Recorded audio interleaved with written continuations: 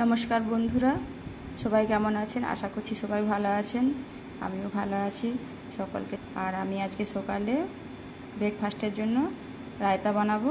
সেই জন্য আমি এখানে সব কিছু নিয়ে নিয়েছি। টমেটো কুচি, কাঁচা লঙ্কা কুচি, শসা কুচি, গাজর কুচি। এখানে আমি বাড়িতে এক বাটি টক দই বসিয়েছিলাম সেটা। আর এখানে আমি একটু পেঁপে কুচি করে নিয়েছি, কাঁচা পেঁপে, এটাও খুব ভালো শরীরের পক্ষে। আর নিয়েছি পেঁয়াজ কুচি। তো আমি এখানে প্রথমে একটা বোল নিয়ে নিয়েছি, এর মধ্যে আমি টক দই দিয়ে দেব।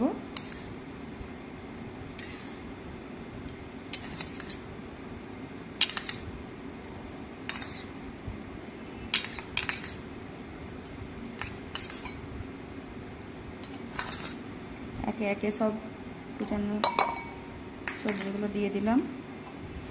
প্রথমে দিলাম পেঁপে কুচি,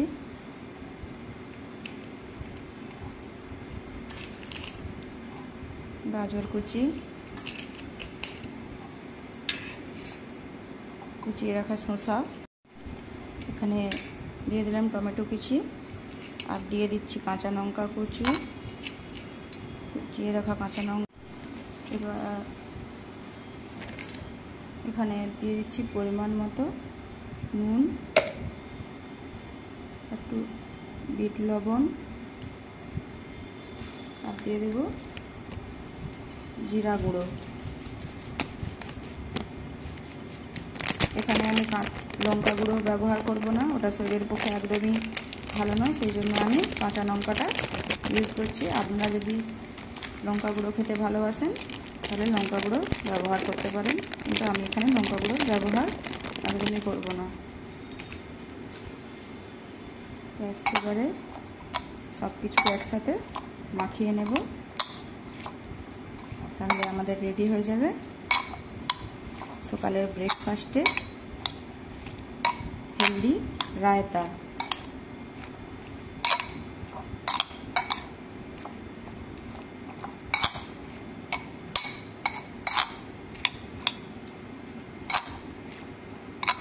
শরীরের পক্ষে খুবই উপকারী। এটা রুটি পরোটা খাওয়া যেতে পারে, রুটি পরোটার সাথে। আমি আজকে সকালে রুটির সাথে এটা খাবো। এখানে দইটা একটু পাতলা লাগছে, কারণ আমি দইয়ের যে একটুখানি সামান্য জল বেড়েছিল সেটা আমি ফেলে দিই না, আর ওই জলটা খুব উপকারী, ফেলে দেওয়ার কোনো দরকার নেই। যেহেতু আমি বাড়িতে বানাচ্ছি সেই জন্য দইয়ের জলটা খাওয়া যেতেই পারে। আর এখানে আমি সার্ভ করে নেব। এখানে দিয়ে দিচ্ছি রুটি, রুটির সাথে আমি এখানে নেব রায়তা।